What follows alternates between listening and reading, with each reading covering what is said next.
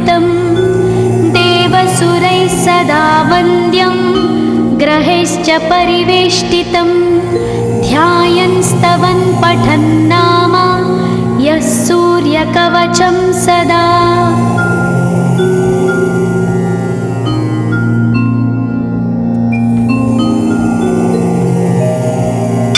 कवचं गृणिः पातु शिरोदेशं सूर्यः पालं च पातु मे आदित्यो लोचने पातु श्रुतिपातः प्रभाकरः घ्राणं पातु सदा भानो अर्क पातु तथा।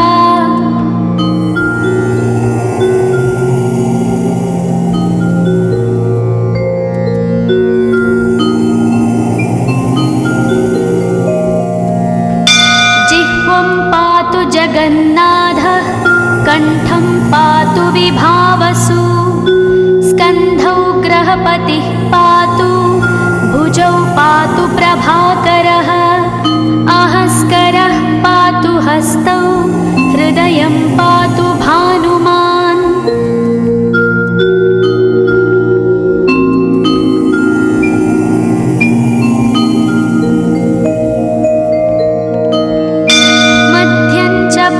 सप्ताश्वो नाभिं पातु नभोमणिः द्वादशात्मा कटिं पातु सविता पातु सक्तिनी ऊरू पातु सुरश्रेष्ठो जानुनी पातु भास्करः जङ्घे पातु च मार्ताण्डो गुल्फौ पातु त्विषाम्पतिः।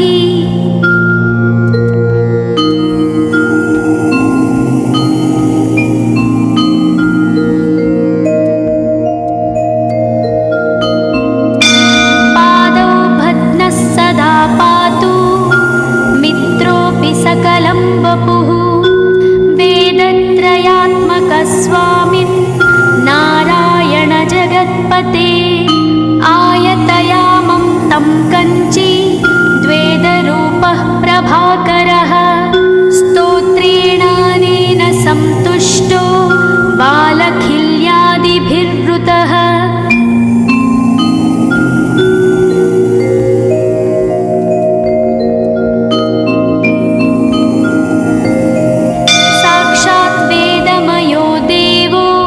रथारूढः समागतः तं दृष्ट्या सहस्तोत्थाय दण्डवत् प्रणमन् भुवि कृताञ्जलिपुटो भूत्वा सूर्यस्याग्रे स्तुवत्तदा वेदमूर्तिः महाभागो ज्ञानदृष्टिर्विचार्य च ब्रह्मणा स्थापितं पूर्वं यथा यमाविवर्जितम्।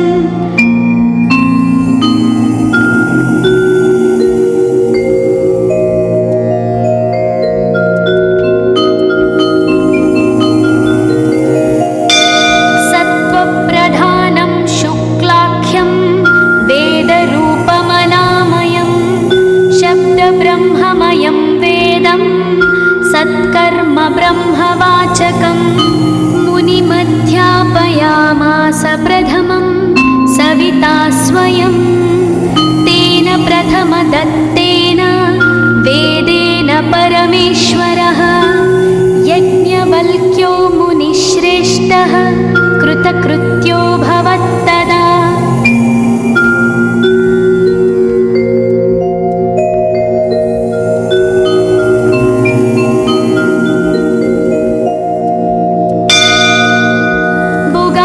सकलान् वेदान् ज्ञातवान् सूर्यसन्निधौ इदं स्तोत्रं महापुण्यं पवित्रं पापनाशनं यः पठेच्छृणुयाद्वापि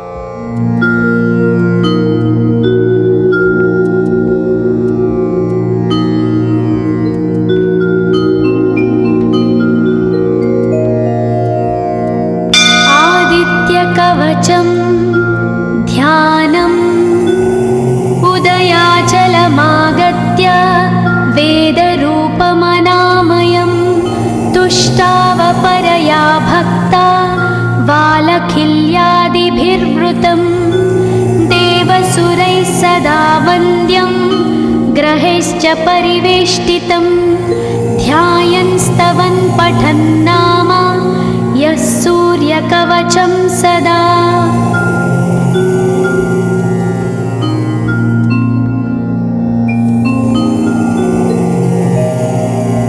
कवचं गृणिः पातु शिरोदेशं सूर्यः पालं च पातु मे आदित्यो लोचने पातु श्रुतिपातः प्रभाकरः घ्राणं पातु सदा भानो अर्क पातु तथा।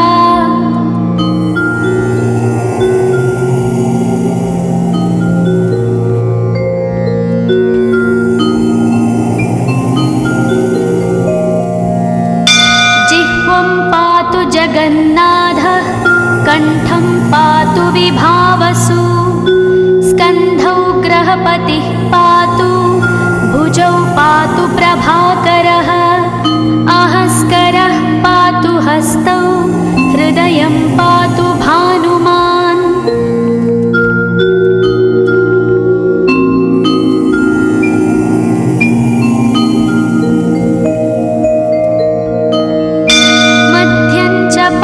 सप्ताश्वो नाभिं पातु नभोमणिः द्वादशात्मा कटिं पातु सविता पातु सक्तिनी ऊरू पातु सुरश्रेष्ठो जानुनी पातु भास्करः जङ्घे पातु च मार्ताण्डो गुल्फौ पातु त्विषाम्पतिः।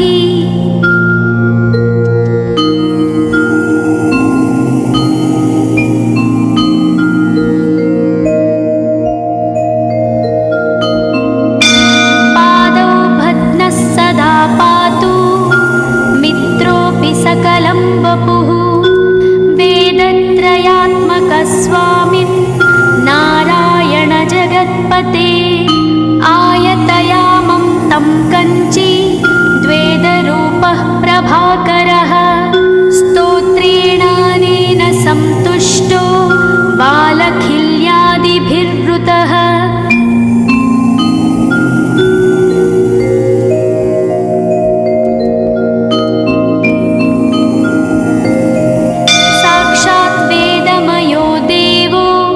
रथारूढः समागतः तं दृष्ट्या सहस्तोत्थाय दण्डवत् प्रणमन् भुवि कृताञ्जलिपुटो भूत्वा सूर्यस्याग्रे स्तुवत्तदा वेदमूर्तिः महाभागो ज्ञानदृष्टिर्विचार्य च ब्रह्मणा स्थापितं पूर्वं यथा यमाविवर्जितम्।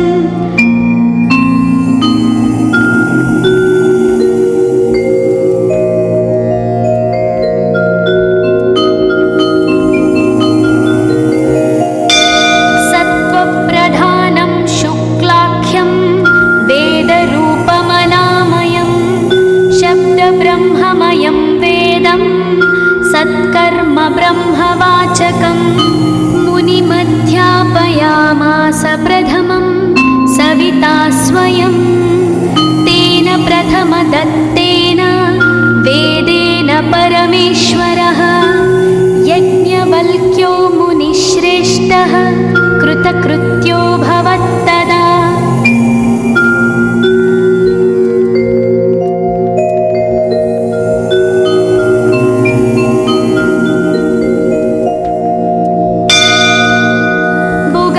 सकलान् वेदान् ज्ञातवान् सूर्यसन्निधौ इदं स्तोत्रं महापुण्यं पवित्रं पापनाशनं यः पठेच्छृणुयाद्वापि सर्वपापैः प्रमुच्यते वेदार्थज्ञानसम्पन्नः सूर्यलोकमवाप्नुयात्।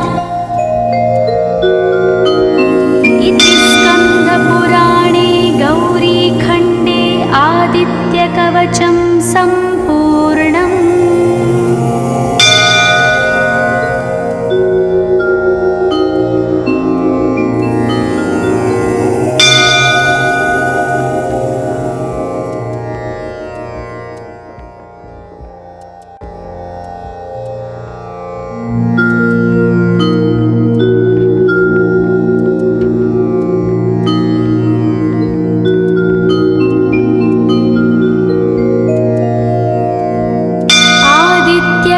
कवचं ध्यानम् उदयाचलमागत्य वेदरूपमनामयं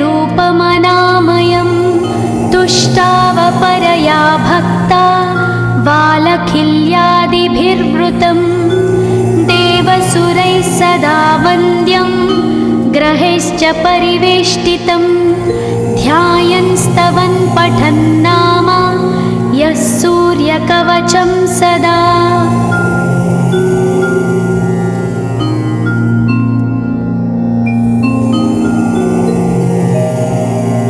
कवचं गृणिः पातु शिरोदेशं सूर्यः पालं च पातु मे आदित्यो लोचने पातु श्रुतिपातः प्रभाकरः घ्राणं पातु सदा भानो अर्क पातु तथा।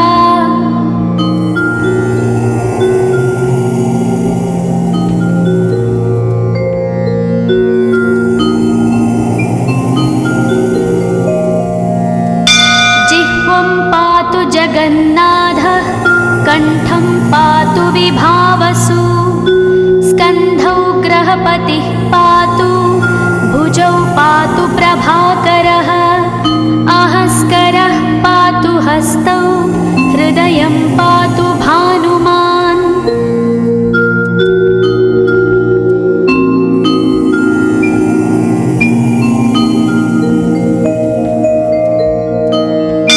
मध्यं च पातु सप्ताश्वो नाभिं पातु नभोमणिः द्वादशात्मा कटिं पातु सविता पातु सक्तिनी ऊरू पातु सुरश्रेष्ठो जानुनी पातु भास्करः जङ्घे पातु च मार्ताण्डो गुल्फौ पातु त्विषाम्पतिः।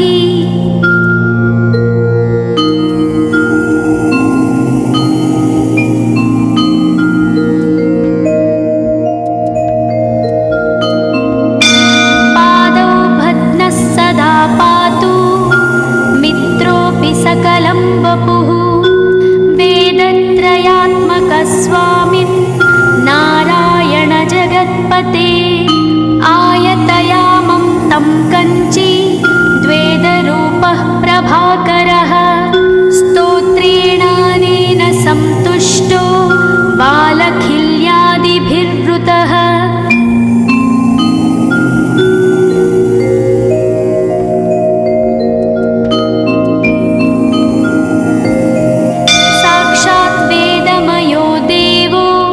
रथारूढः समागतः तं दृष्ट्या सहस्तोत्थाय दण्डवत् प्रणमन् भुवि कृताञ्जलिपुटो भूत्वा सूर्यस्याग्रे स्तुवत्तदा वेदमूर्तिः महाभागो ज्ञानदृष्टिर्विचार्य च ब्रह्मणा स्थापितं पूर्वं यथा यमाविवर्जितम्।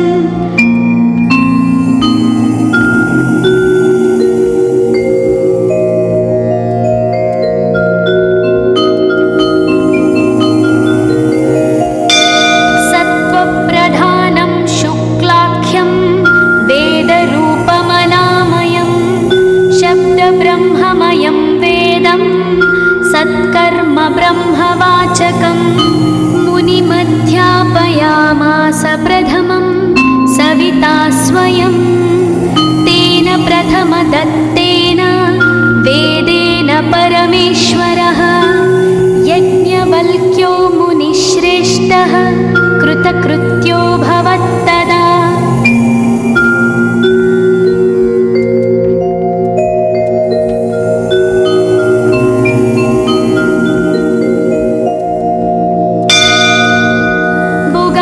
सकलान् वेदान् ज्ञातवान् सूर्यसन्निधौ इदं स्तोत्रं महापुण्यं पवित्रं पापनाशनं यः पठे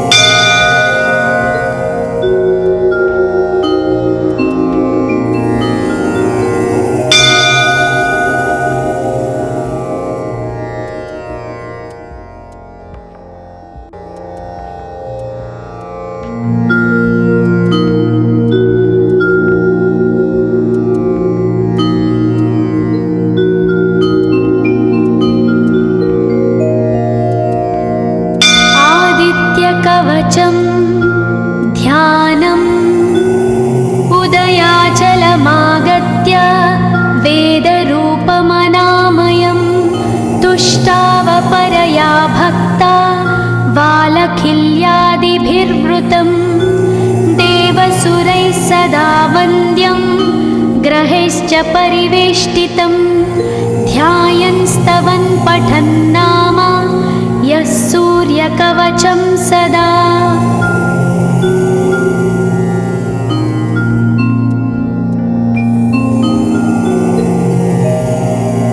कवचं गृणिः पातु शिरोदेशं सूर्यः पालं च पातु मे आदित्यो लोचने पातु श्रुतिपातः प्रभाकरः घ्राणं पातु सदा भानो अर्कपातु तथा।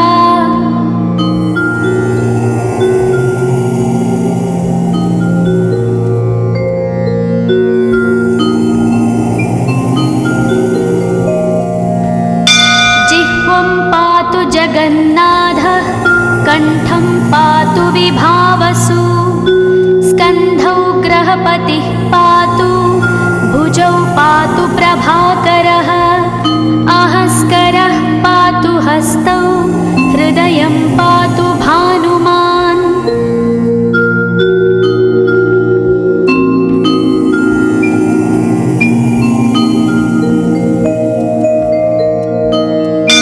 मध्यं च पातु सप्ताश्वो नाभिं पातु नभोमणिः द्वादशात्मा कटिं पातु सविता पातु सक्तिनी ऊरू पातु सुरश्रेष्ठो जानुनी पातु भास्करः जङ्घे पातु च मार्ताण्डो गुल्फौ पातु त्विषाम्पतिः।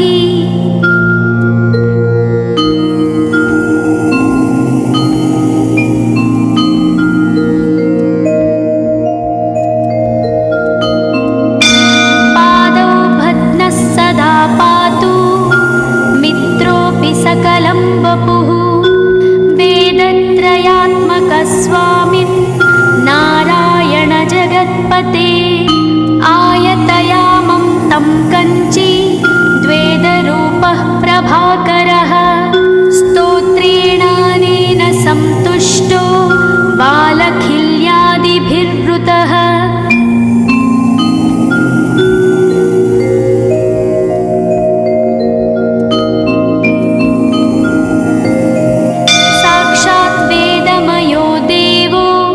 रथारूढः समागतः तं दृष्ट्या सहस्तोत्थाय दण्डवत् प्रणमन् भुवि कृताञ्जलिपुटो भूत्वा सूर्यस्याग्रे स्तुवत्तदा वेदमूर्तिः महाभागो ज्ञानदृष्टिर्विचार्य च ब्रह्मणा स्थापितं पूर्वं यथा यमाविवर्जितम्।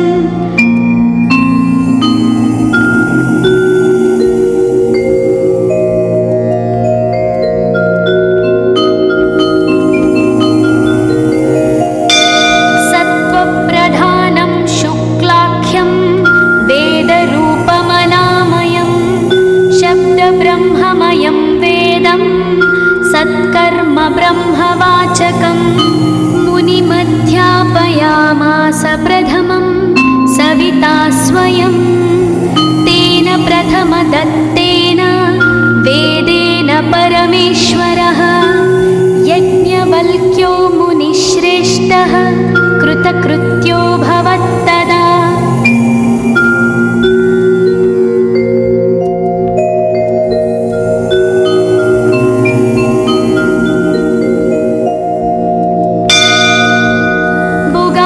सकलान् वेदान् ज्ञातवान् सूर्यसन्निधौ इदं स्तोत्रं महापुण्यं पवित्रं पापनाशनं यः पठेच्छृणुयाद्वापि सर्वपापैः प्रमुच्यते वेदार्थज्ञानसम्पन्नः सूर्यलोकमवाप्नुयात्।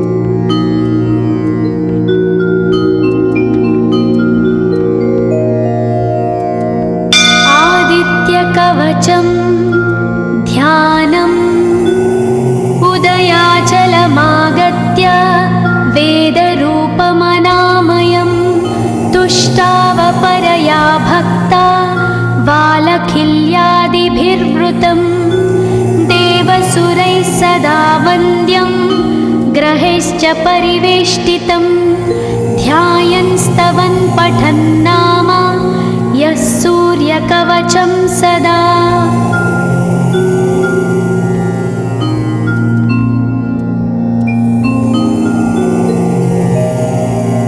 कवचं गृणिः पातु शिरोदेशं सूर्यः पालं च पातु मे आदित्यो लोचने पातु श्रुतिपातः प्रभाकरः घ्राणं पातु सदा भानो अर्क पातु तथा।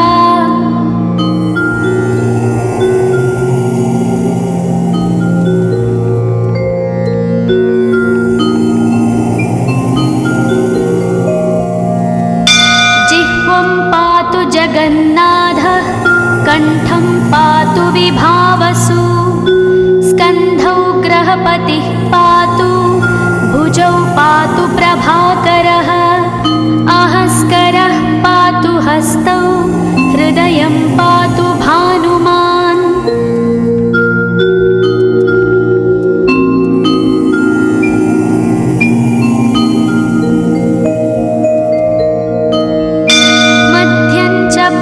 सप्ताश्वो नाभिं पातु नभोमणिः द्वादशात्मा कटिं पातु सविता पातु सक्तिनी ऊरू पातु सुरश्रेष्ठो जानुनी पातु भास्करः जङ्घे पातु च मार्ताण्डो गुल्फौ पातु त्विषाम्पतिः।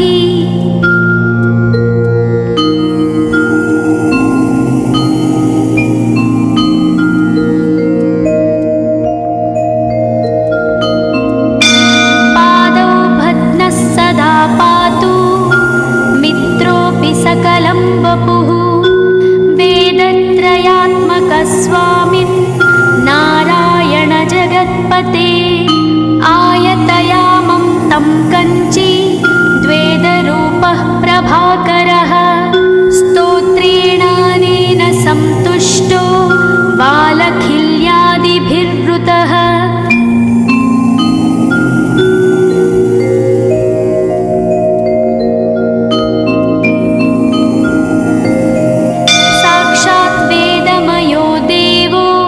रथारूढः समागतः तं दृष्ट्या सहस्तोत्थाय दण्डवत् प्रणमन् भुवि कृताञ्जलिपुटो भूत्वा सूर्यस्याग्रे स्तुवत्तदा वेदमूर्तिः महाभागो ज्ञानदृष्टिर्विचार्य च ब्रह्मणा स्थापितं पूर्वं यथा यमाविवर्जितम्।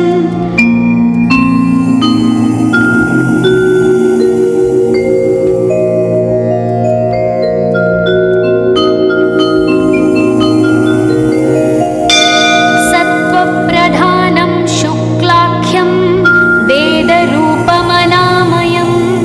शब्दब्रह्ममयं वेदं सत्कर्म ब्रह्मवाचकम् मुनिमध्यापयामास प्रथमं सविता स्वयं तेन प्रथमदत्तेन वेदेन परमेश्वरः यज्ञवल्क्यो मुनिश्रेष्ठः कृतकृत्यो भवत्तदा।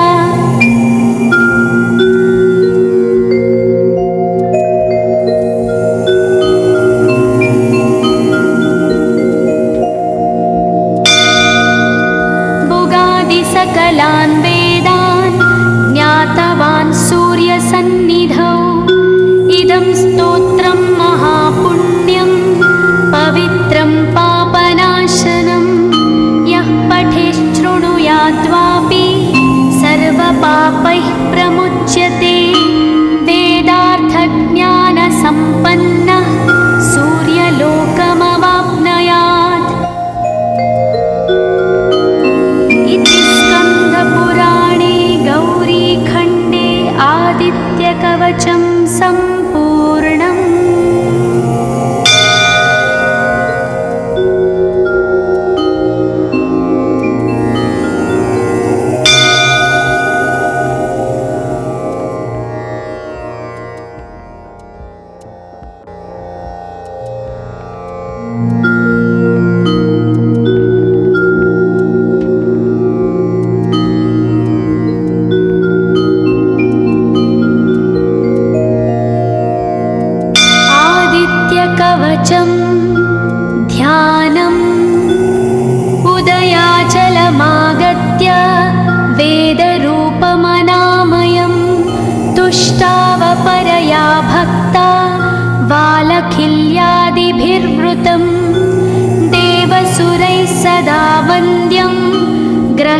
परिवेष्टितं ध्यायन् स्तवन् पठन् नाम यः सूर्यकवचं सदा।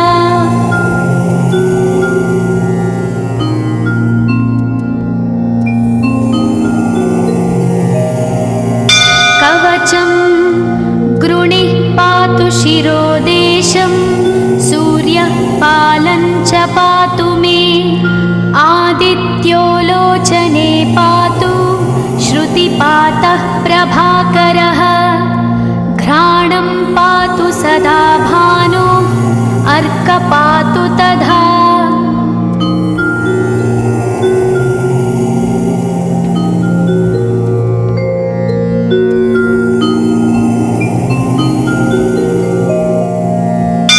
जिह्वं पातु जगन्नाथः कण्ठं पातु विभावसु स्कन्धौ ग्रहपतिः पातु भुजौ पातु प्रभाकरः अहस्करः पातु हस्तौ हृदयं पातु भानुमान्।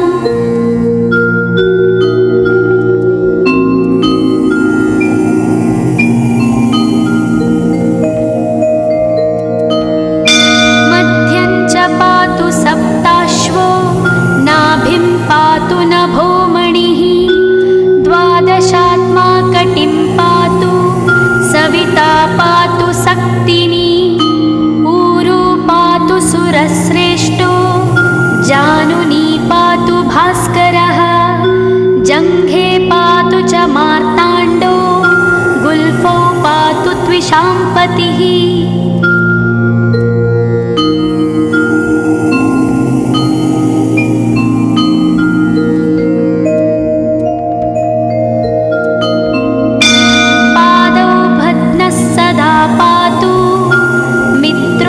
सकलं वपुः वेदत्रयात्मकस्वामिन् नारायण जगत्पते आयतयामं तं कञ्ची द्वेदरूपः प्रभाकरः स्तोत्रेणानेन सन्तुष्टो बालखिल्यादिभिर्वृतः।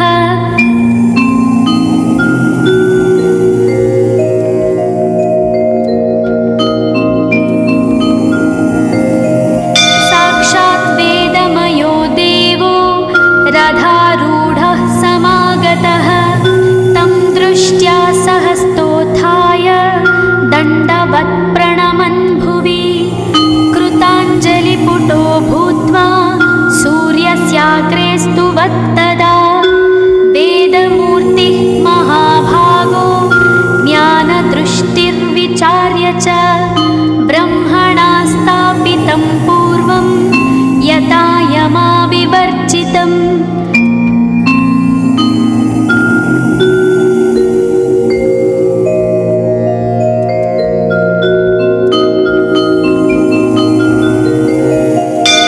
सत्त्वप्रधानं शुक्लाख्यं वेदरूपमनामयं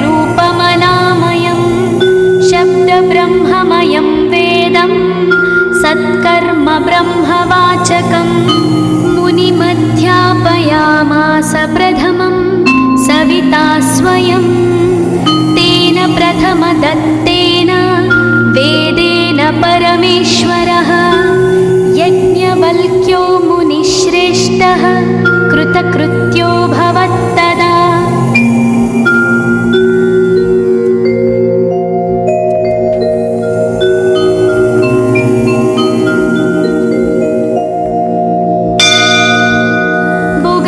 सकलान् वेदान् ज्ञातवान् सूर्यसन्निधौ इदं स्तोत्रं महापुण्यं पवित्रं पापनाशनं यः पठेच्छृणुयाद्वापि सर्वपापैः प्रमुच्यते वेदार्थज्ञानसम्पन्नः सूर्यलोकमवाप्नुयात्। स्कन्दपुराणे गौरीखण्डे आदित्यकवचं सम्पूर्णम्।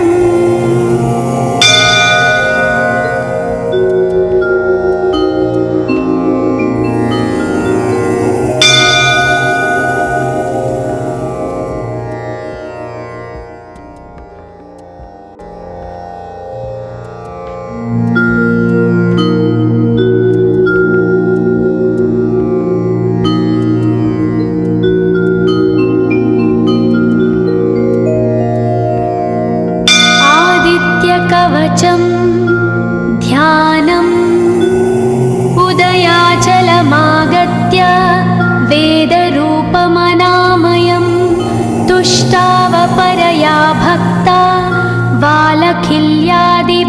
विवृतं देवसुरैः सदा वन्द्यं ग्रहैश्च परिवेष्टितं ध्यायन् स्तवन् पठन् नाम यः सूर्यकवचं सदा।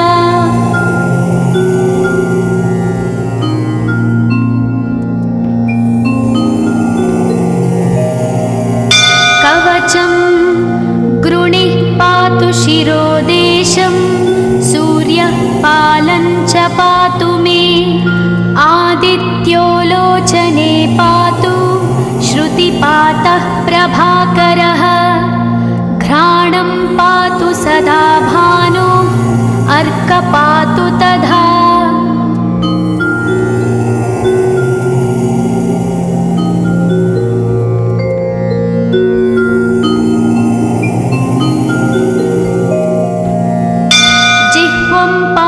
जगन्नाथः कण्ठं पातु विभावसु स्कन्धौ ग्रहपतिः पातु भुजौ पातु प्रभाकरः अहस्करः पातु हस्तौ हृदयं पातु भानुमान्।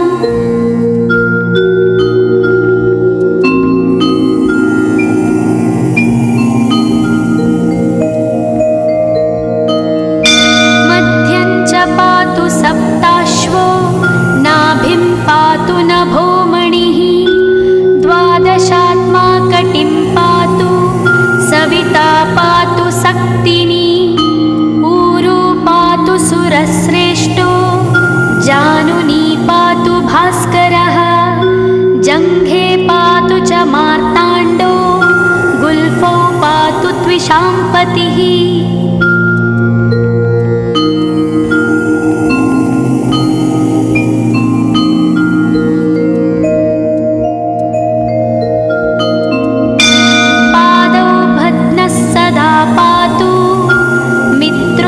सकलं वपुः वेदत्रयात्मकस्वामिन् नारायण जगत्पते आयतयामं तं कञ्ची द्वेदरूपः प्रभाकरः स्तोत्रेणानेन सन्तुष्टो बालखिल्यादिभिर्वृतः।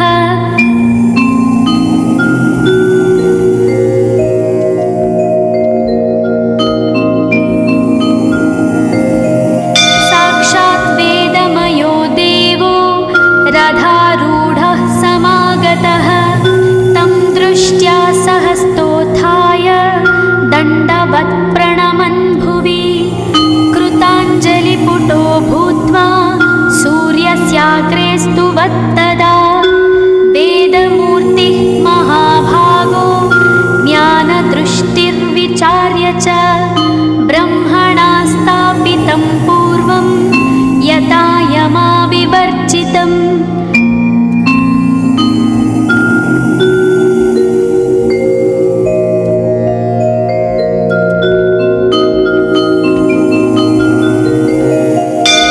सत्त्वप्रधानं शुक्लाख्यं वेदरूपमनामयं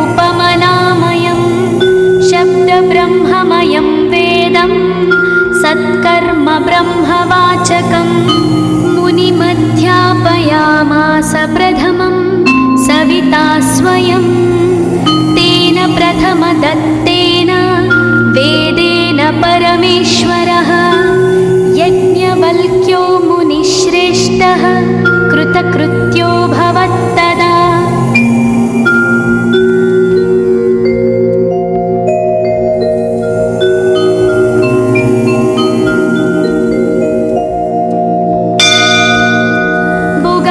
सकलान् वेदान् ज्ञातवान् सूर्यसन्निधौ इदं स्तोत्रं महापुण्यं पवित्रं पापनाशनं यः पठेच्छृणुयाद्वापि सर्वपापैः प्रमुच्यते वेदार्थज्ञानसम्पन्नः सूर्यलोकमवाप्नुयात्। स्कन्दपुराणे गौरीखण्डे आदित्यकवचं सम्पूर्णम्।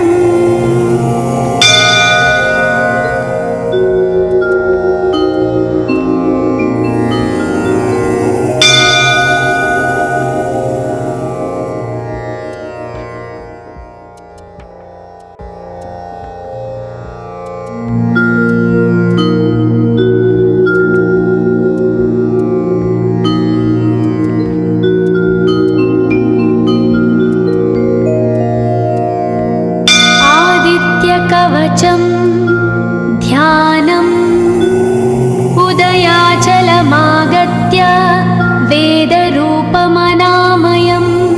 तुष्टावपरया भक्ता वालखिल्यादिभिर्वृतं देवसुरैः सदा वन्द्यं ग्रहैश्च परिवेष्टितं ध्यायन् स्तवन् पठन् नाम यः सूर्यकवचं सदा।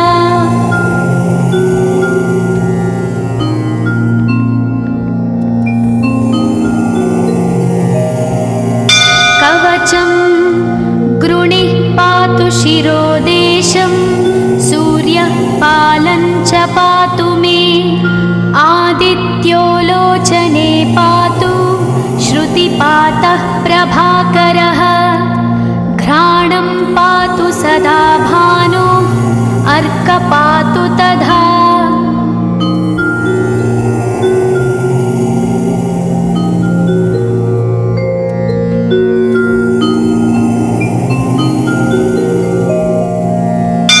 जिह्वं पातु जगन्नाथः कण्ठं पातु विभावसु स्कन्धौ ग्रहपतिः पातु भुजौ पातु प्रभाकरः अहस्करः पातु हस्तौ हृदयं पातु भानुमान्।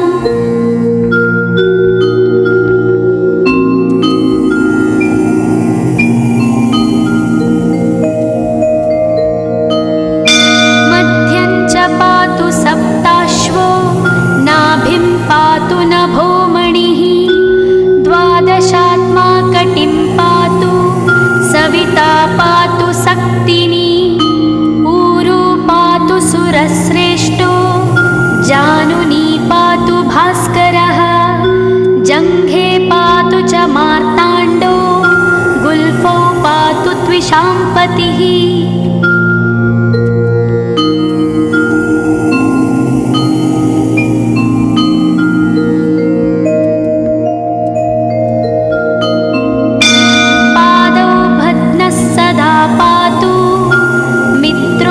सकलं वपुः वेदत्रयात्मकस्वामिन् नारायण जगत्पते आयतयामं तं कञ्ची द्वेदरूपः प्रभाकरः स्तोत्रेणानेन सन्तुष्टो वालखिल्यादिभिर्वृतः।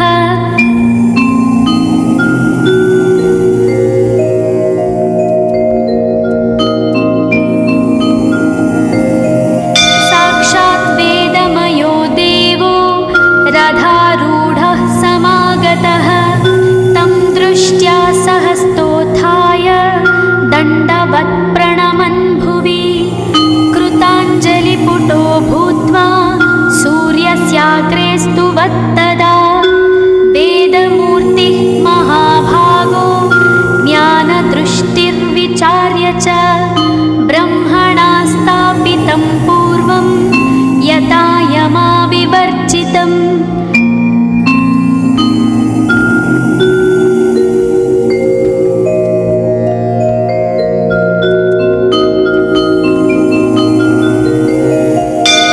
सत्त्वप्रधानं शुक्लाख्यं वेदरूपमनामयं शब्दब्रह्ममयं वेदं सत्कर्म ब्रह्मवाचकम् मुनिमध्यापयामास प्रथमं सविता स्वयं तेन प्रथमदत्तेन वेदेन परमेश्वरः यज्ञवल्क्यो मुनिश्रेष्ठः कृतकृत्यो भवत्तदा।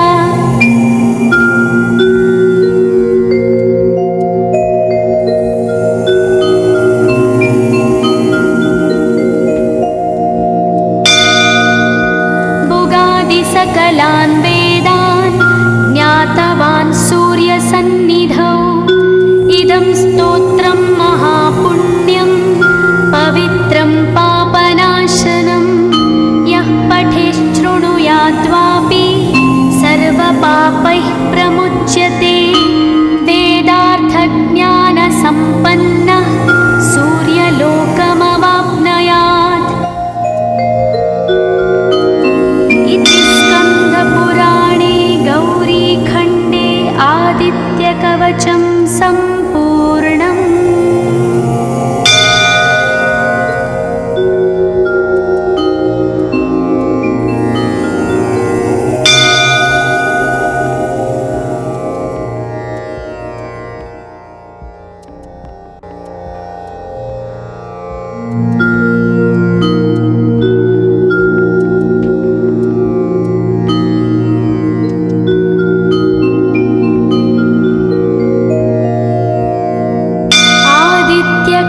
कवचं ध्यानम् उदयाचलमागत्य वेदरूपमनामयं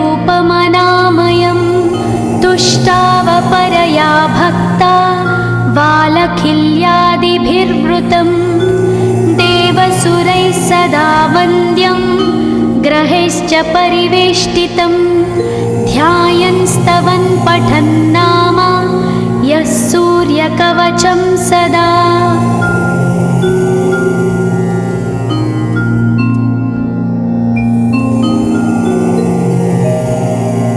कवचं गृणिः पातु शिरोदेशं सूर्यः पालं च पातु मे आदित्यो लोचने पातु श्रुतिपातः प्रभाकरः घ्राणं पातु सदा भानो अर्क पातु तथा।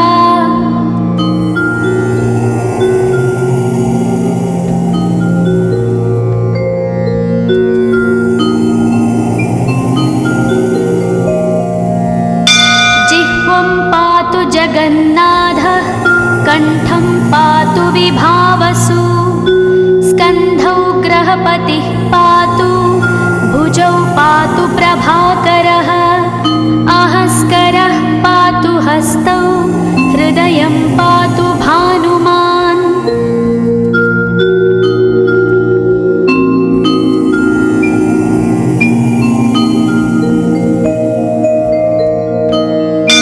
मध्यं च पातु सप्ताश्वो नाभिं पातु नभोमणिः द्वादशात्मा कटिं पातु सविता पातु सक्तिनी ऊरू पातु सुरश्रेष्ठो जानुनी पातु भास्करः जङ्घे पातु च मार्ताण्डो गुल्फौ पातु त्विषाम्पतिः।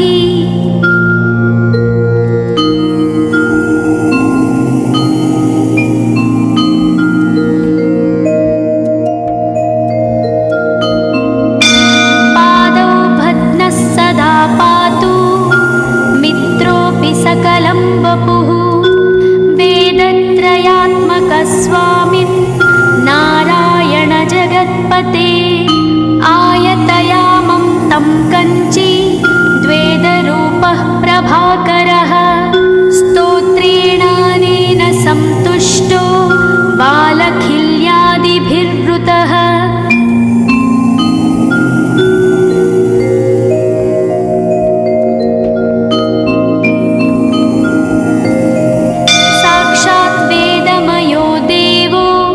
रथारूढः समागतः तं दृष्ट्या सहस्तोत्थाय दण्डवत् प्रणमन् भुवि कृताञ्जलिपुटो भूत्वा सूर्यस्याग्रे स्तुवत्तदा वेदमूर्तिः महाभागो ज्ञानदृष्टिर्विचार्य च ब्रह्मणा स्थापितं पूर्वं यथा यमाविवर्जितम्।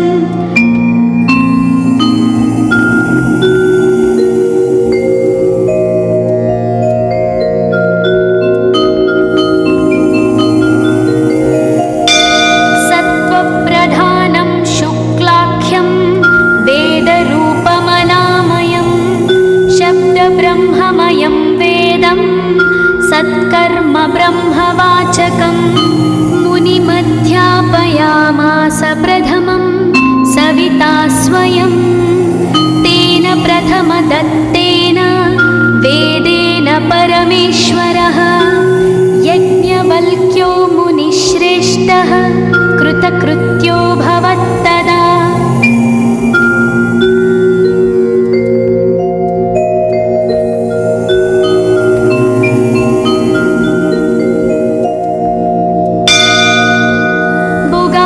सकलान् वेदान् ज्ञातवान् सूर्यसन्निधौ इदं स्तोत्रं महापुण्यं पवित्रं पापनाशनं यः पठेच्छृणुयाद्वापि सर्वपापैः प्रमुच्यते वेदार्थज्ञानसम्पन्नः सूर्यलोकमवाप्नुयात्।